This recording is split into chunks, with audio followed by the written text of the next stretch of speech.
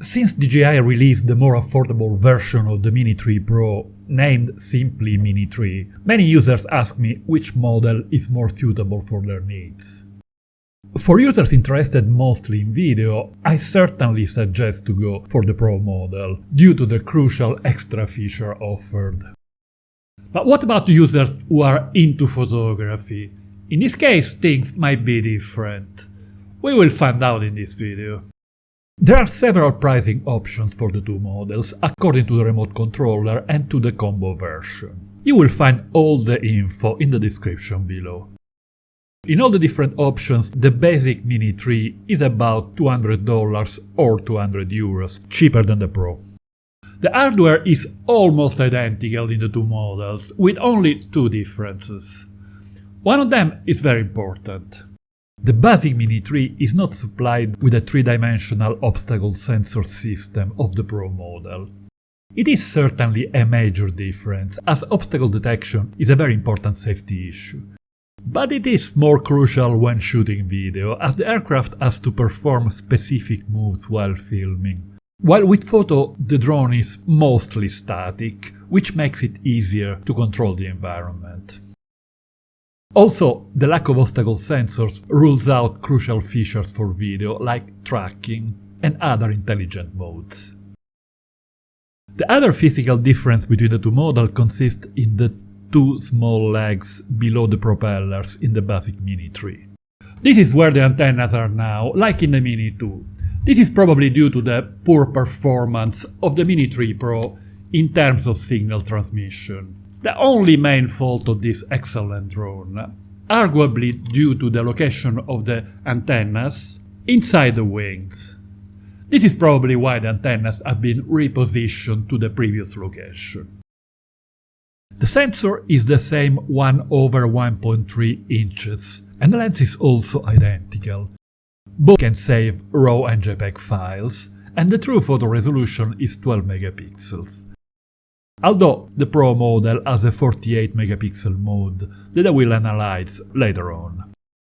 The difference in price between the two models is due mostly to functionalities that have been taken away in the new model. The great majority of them are used only for filming, and I have analyzed them in my comparison of the two models for video. I will put a link at the end of this one. If you find this video interesting, don't hesitate to smash the like button. It really helps to spread the video to more viewers. The settings for photography are basically the same. There are some minor differences. In the Mini 3 there is no burst mode to take several photos in rapid succession, mostly for sport and action.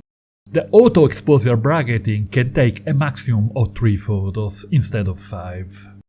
Panorama photography has 3 of the 4 modes of the Pro model and lacks vertical panorama. The maximum ISO value in the basic Mini 3 is 3200 versus 6400 for the Pro. But this can be dismissed, as both models have excellent capabilities in low light and can take sensational photos at much lower ISO values. A major limitation of the Mini 3 is the lack of the excellent hyperlapse functionalities of the Pro model.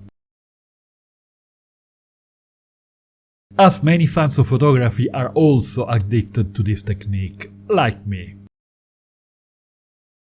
It is still possible to take time-lapse with a static point of view, using the function timed shots. In theory, it is also possible to add some movement using the stick on the remote controller after having set the maximum speed to a very low value, achieving a sort of homemade hyperlapse. But the resulting short movie will have some abrupt changes in direction, and the process is incredibly tedious. For someone who is into hyperlapses, the Pro model is the way to go, without any doubts. The 12 megapixel mode is exactly the same in the basic Mini 3 and in the Mini 3 Pro. Let's compare it to the 48 megapixel mode that is only available on the Pro version. The quad-layer sensor has a real photo resolution of 12 megapixels, but it is capable of splitting each pixel into 4 smaller ones, thus creating a sort of 48 megapixel resolution. This should be useful to increase the detail and for better results in case of large prints.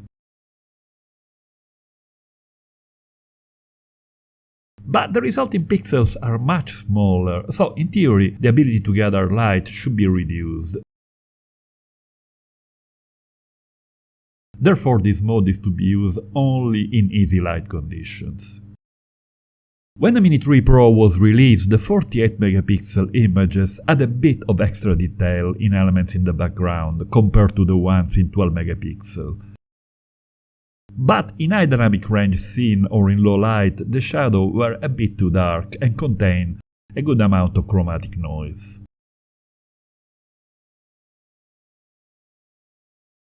Both modes have been constantly improved in different firmware updates.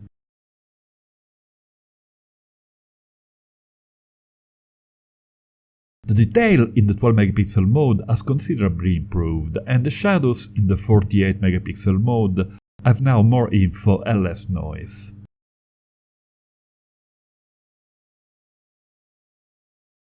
It is, in my opinion, very hard to find any major differences in these images taken in different light conditions, even in deep crops.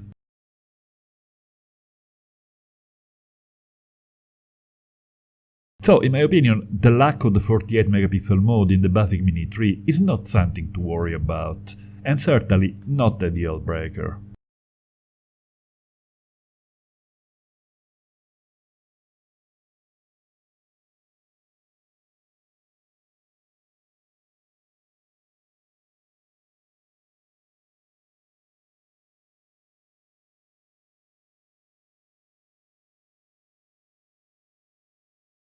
To edit and organize my library of photos, I'm using Luminar Neo. It is an excellent, very affordable program with a host of interesting functionalities, very fast and easy to use. It has a tool to control the small, medium and large detail that works really well and can be applied only to a part of the image using masks. You can watch my detailed video about Luminar Neo by following the link on the screen. You will find info about Luminar in the description, together with a coupon for a discount of the price. And now some more images in 12 megapixel mode.